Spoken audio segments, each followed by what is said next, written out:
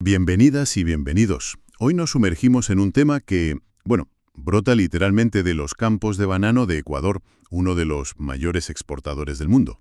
Pero lo curioso es que no vamos a hablar tanto de la fruta, de la que viaja, sino de lo que se queda allí. Una cantidad enorme de biomasa. Exacto, la llamada biomasa residual del banano. Hablamos de los pseudotallos, esos como falsos troncos, ¿no? Las hojas, el raquis. Sí, donde salen los plátanos. Toneladas y toneladas de material que, hasta ahora casi todo se desecha o se deja ahí descomponiéndose muy lentamente. Y para investigar este potencial, que parece oculto, tenemos material interesante. Hay estudios académicos sobre cómo fraccionar, cómo separar esa biomasa.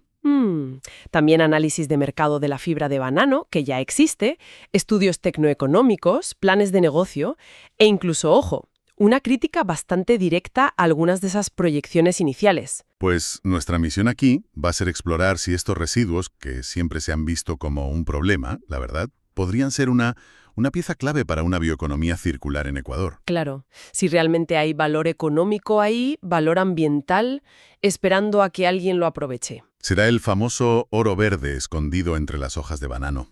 Vamos a desgranarlo. Empecemos por ponerle cifras, para entender la magnitud de la materia prima que hay disponible. Vale. Los datos de exportación de Ecuador son enormes. Exportan entre 6 y 8 millones de toneladas de banano al año. Es muchísimo. Sobre todo desde las provincias de la costa. Los ríos, Guayas, el oro. Es un pilar económico, está claro. Pero aquí viene el dato, yo creo, impactante. Por cada kilo de fruta que se exporta, se calcula que se generan unos 4,66 kilos de residuos. Residuos lignocelulósicos. Espera, más de 4 kilos de residuo por cada kilo de fruta. Eso es. La parte fibrosa, estructural, si haces la multiplicación, estamos hablando de entre 28 y 37 millones de toneladas de biomasa residual cada año, solo en Ecuador. Millones de toneladas, vaya cifra. Es mucho más residuo que fruta, sí. A nivel global, hay estudios que dicen que hasta el 60% del peso total de la planta se considera residuo después de la cosecha. Es difícil hasta imaginar esa cantidad. Y lo normal, dices, es dejarlo en el campo, que uno piensa, compostaje natural, ¿no? Abono. Pero parece que no es tan sencillo. No, no es tan ideal como parece. El problema principal es la lignina. Es un polímero, una molécula que da rigidez a la planta. Ajá. Estos residuos tienen bastante lignina, entre un 10 y un 13%, y la lignina es muy, muy resistente a que los microbios la descompongan. Entiendo. El resultado, pues que tardan muchísimo en descomponerse y en liberar los nutrientes al suelo. Así que no solo se retrasa ese ciclo natural, sino que muchas veces los agricultores tienen que echar más fertilizante químico para compensar. Claro. O sea, tenemos un montón de materia orgánica que no se reintegra bien por sí sola y genera problemas logísticos y de nutrientes. Justo. Y aquí es donde entra la propuesta tecnológica principal que se analiza en las fuentes: el fraccionamiento mecánico. Fraccionamiento. Suena técnico. Bueno, el concepto es relativamente simple. Usar máquinas como trapiches adaptados para prensar esos residuos frescos, recién cortados, y separarlos en dos partes. ¿Dos partes? ¿Cuáles serían? Pues por un lado sale un jugo, un líquido, que lleva todo lo soluble. Y por otro queda la fibra sólida, la parte más estructural, ya sin tanta agua ni solubles. Vale. Líquido y sólido. Y aquí, como decías, la cosa se pone interesante. Porque ese jugo no es solo agua, ¿verdad? Que va, ese jugo, sobre todo el del pseudotallo, es una mina. Es muy rico en potasio, que es clave para las plantas. Pero también tiene sodio, calcio, magnesio, tiene polifenoles, que son antioxidantes. ¿Antioxidantes también? Sí, e incluso azúcares interesantes como la D-alulosa, un prebiótico con potencial en alimentación. Potasio, antioxidantes, prebióticos. Vaya, suena a que podría tener muchos usos. Exacto. Se barajan varias aplicaciones.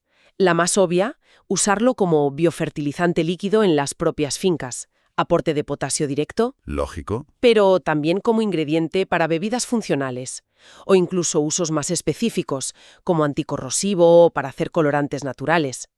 Los jugos del raquis y las hojas también tienen su aquel, ¿eh? Se estudia para bioetanol o como bioestimulantes. Y esto ya se ha probado, ¿no? No es solo teoría. Las fuentes hablan de casos reales. Correcto. Hay pruebas prácticas. Por ejemplo, un estudio en Pakistán. Usaron jugo de pseudotallo en cebollas. Resultado: aumentó el rendimiento un 25% y redujeron el fertilizante químico un 20%. Un 25% más, no está mal. Y en India, algo parecido con fresas. Mejoras en crecimiento, calidad. Incluso hay patentes ya en Taiwán sobre estos procesos. Y programas en universidades de India como la de Bangalore que ya documentan cómo sacar bioetanol, biofertilizantes y fibra textil de estas dos fracciones. O sea que el jugo por un lado y la fibra por otro. Hablemos de la fibra. Si el jugo ya es interesante, ¿qué pasa con la parte sólida? Pues la fibra es la otra gran protagonista. Y quizás la que tiene un camino comercial más definido ahora mismo.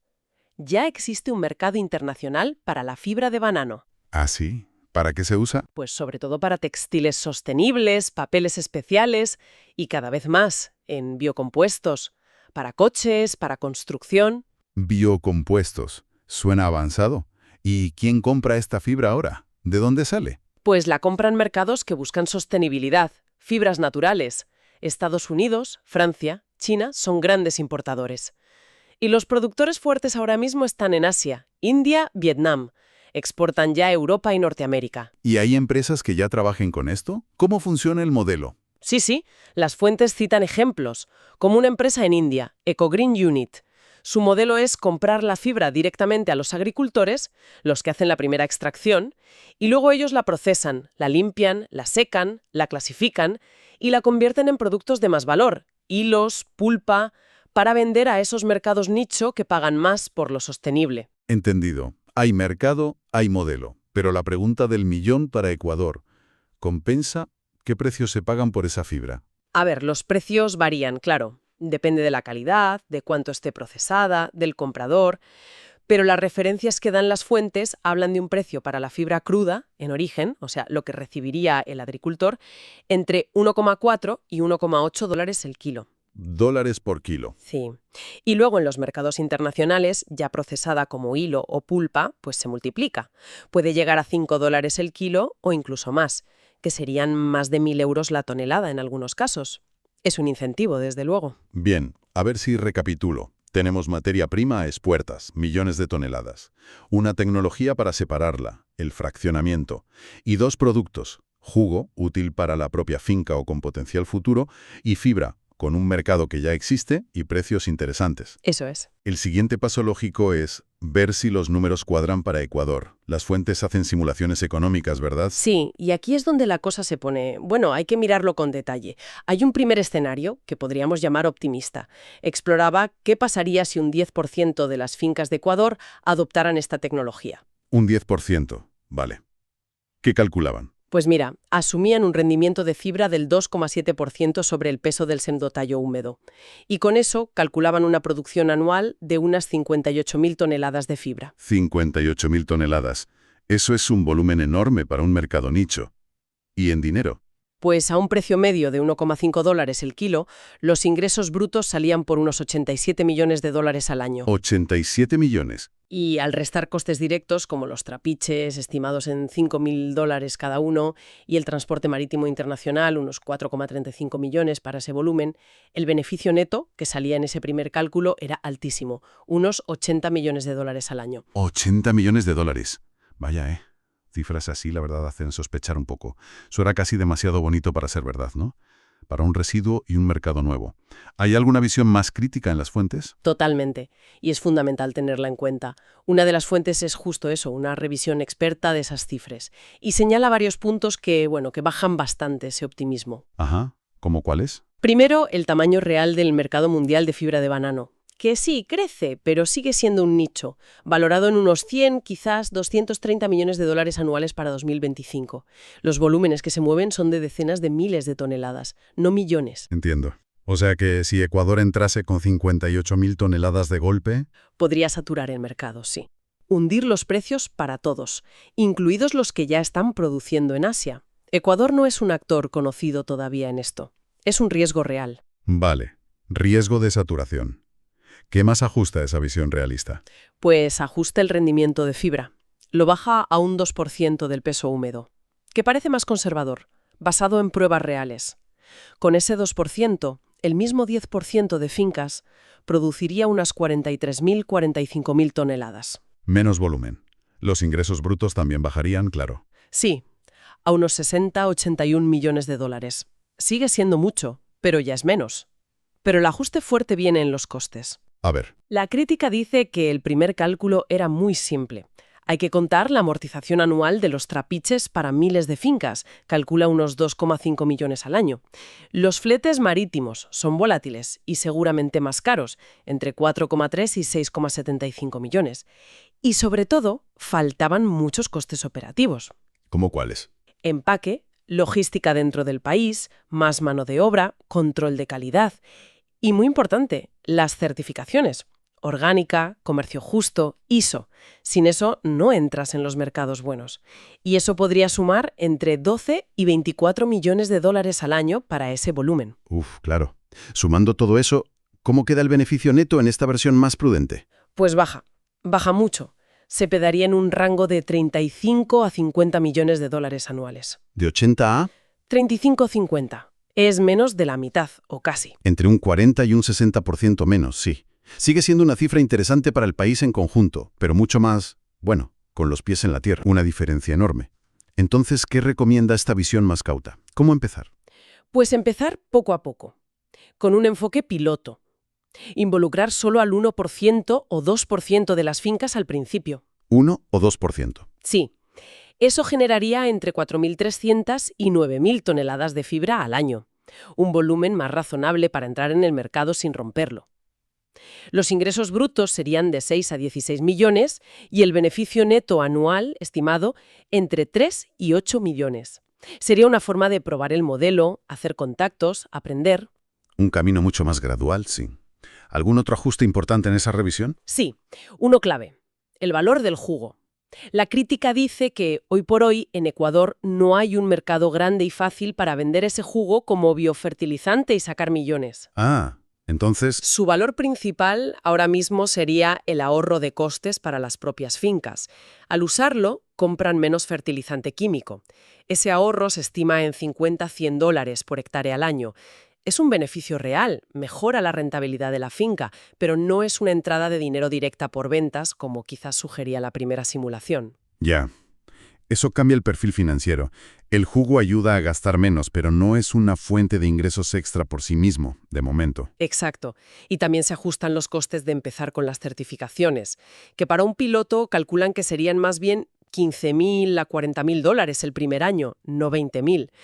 Lo que lleva a preguntarse, claro, quién paga esa inversión inicial y cómo se reparten luego los beneficios y los riesgos. Para verlo aún más claro, las fuentes bajan a un nivel micro, ¿no? Una simulación para un piloto muy pequeño, 10 fincas asociadas. Sí, una asociación hipotética de 10 fincas medianas.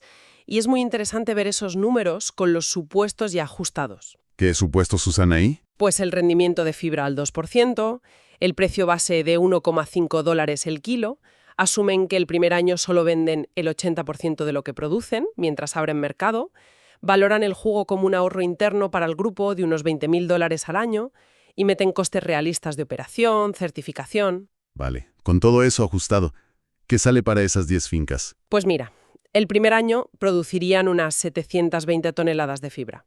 Vendiendo el 80% a 1,5 dólares, ingresan unos 864.000 dólares por la fibra. 864.000. Y los costes totales del primer año, incluyendo comprar los 10 trapiches, unos 50.000 dólares, las certificaciones iniciales, pongamos 25.000, flete, mano de obra, empaque, gestión, y restando el ahorro del jugo, esos 20.000, se estiman en unos 265.000 dólares. Y ingresos de 864.000. Costes de 265.000. El beneficio neto del primer año. Unos 619.000 dólares para la asociación de 10 fincas. 619.000 dólares el primer año para solo 10 fincas. Incluso con los ajustes conservadores. Es potente. ¿Y los años siguientes? Pues asumiendo que mejoran un poco la eficiencia, que consiguen vender más porcentaje, 85% el año 2, 90% el año 3, y con ajustes de inflación, El beneficio neto anual podría subir a unos 820.000 el segundo año y 850.000 el tercero. ¿Y los indicadores financieros? ¿El retorno a la inversión, esas cosas? Muy sólidos para el piloto. El valor presente neto, el VPN, a 3 años, descontando al 10%, sale en casi 1,9 millones de dólares. El retorno sobre la inversión, el ROI, acumulado en 3 años, más del 550%. Y la inversión inicial, que serían unos 100.000 dólares en total, trapiches, certificaciones, algo de circulante, se recupera rapidísimo, en 6 u 8 meses. Vaya, esos números para un piloto sí que justifican el interés, pero siempre hay riesgos. ¿Qué pasa si el rendimiento no es del 2% o el precio baja? ¿Se miró eso? Sí, el análisis de sensibilidad es clave. Muestra los límites. El punto donde no ganas ni pierdes, el beneficio cero, está cerca de un rendimiento del 1% y un precio de 1,3 dólares el kilo. Se ocurren a la vez. O sea, si baja de ahí. Si baja más, por ejemplo, rendimiento del 0,8% y precio de 1,2, ahí el proyecto ya entraría en pérdidas. Pero mientras esté por encima de ese umbral, Exacto. Si aseguras un rendimiento mínimo del 1%, que parece factible con las máquinas, y consigues contratos por encima de 1,3 dólares el kilo, que depende de la calidad y de negociar bien, el piloto parece robusto financieramente. incluso con los ajustes. Ya veo. Y aquí el jugo, aunque no dé ingresos directos grandes, ayuda un poco. Como te ahorra costes de fertilizante, amortigua algo las pérdidas si las cosas van mal. Es un pequeño colchón. Entendido. Parece que hay una oportunidad real, cuantificable, pero exige empezar poco a poco, ser realista con los costes y muy atento al mercado. No es magia, pero sí un camino. Prometedor. Totalmente. Y todo esto encaja en una visión más grande que también se menciona, la bioeconomía circular para el sector bananero de Ecuador. Buscar un triple beneficio. Triple. Sí, mejora agrícola, reciclar nutrientes, usar menos químicos, beneficio económico, nuevos ingresos para los agricultores a partir de algo que era un residuo, y beneficio ambiental, valorizar millones de toneladas de biomasa, reducir huella de carbono. La idea de cerrar el ciclo, ¿no? Que los residuos de producir plátanos sirvan para la misma cadena. Justo eso, usar los subproductos para generar biofertilizantes, materiales o incluso energía como biogás o bioetanol, que se mencionan como opciones a más largo plazo. Y así depender menos de recursos de fuera, sobre todo fósiles. ¿Y esto encaja con los Objetivos de Desarrollo Sostenible, los ODS de la ONU? Perfectamente. Con agricultura sostenible, energía limpia, crecimiento económico, innovación, consumo responsable. Varios de ellos. Las fuentes hasta proponen un plan por fases, ¿no? Empezar con pilotos, ese 1-2% de fincas, luego escalar buscando más valor añadido. Sí, como quizá producir los hilos allí mismo, que valen mucho más que la fibra sola. Y a largo plazo, diversificar a otros productos. Pero también se identifican muy bien los obstáculos. Claro, no todo es fácil. ¿Cuáles son los principales frenos? Bueno, los riesgos de mercado y costes que ya dijimos, saturación, precios de fletes, pero también, y es crucial, que los agricultores adopten la tecnología, que confíen, que se formen. La parte humana y social. Exacto. Y el entorno. Hace falta apoyo del gobierno que sea estable, políticas, ayudas, que haya financiación para empezar y que colaboren todos, productores, industria, investigadores, administración. O sea, que no basta con poner trapiches en las fincas. ¿Qué va? Hay un estudio muy interesante de Fialos Cárdenas y otros que citan que lo deja claro.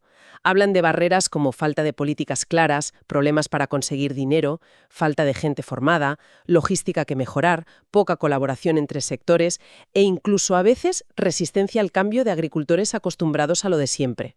Superar todo eso es tan importante como la tecnología. Queda claro, sí. Ecuador está, literalmente, sentado sobre una montaña de residuos de banano que, bueno, lejos de ser basura, parece una materia prima con un potencial muy real para innovar, para crear valor. El camino hacia esa bioeconomía circular parece viable, sobre todo si se hace con cabeza, empezando con proyectos piloto bien medidos, realistas, como esa simulación de las 10 fincas, aprendiendo sobre la marcha. Hay potencial económico, sí, pero las cifras iniciales, las más espectaculares, hay que cogerlas con pinzas. La clave parece ser entender bien ese mercado nicho de la fibra. Controlar todos los costes, hasta el último detalle, y ejecutarlo muy bien en el campo. Exacto. Y quizá una reflexión final, para dejarla ahí. Hemos hablado mucho de la fibra para textiles, para materiales, y del jugo como biofertilizante o para bioetanol en el futuro. Pero el concepto de biorefinería va más allá. Biorefinería. Sí, pensar en esa biomasa como una fuente de muchas moléculas, dada la química tan compleja que tiene. ¿Qué otras sustancias de nicho, quizás de muchísimo más valor, podrían estar ahí, escondidas, en esos millones de toneladas? ¿Te refieres a...? Pues no sé, quizás compuestos con aplicaciones farmacéuticas, cosméticas, nutracéuticas, moléculas de alto valor que aún no hemos identificado bien en el residuo del banano. Quizás el verdadero tesoro de esta biomasa todavía está por descubrir y podría impulsar una bioeconomía en Ecuador aún más sofisticada, más sostenible de lo que imaginamos ahora.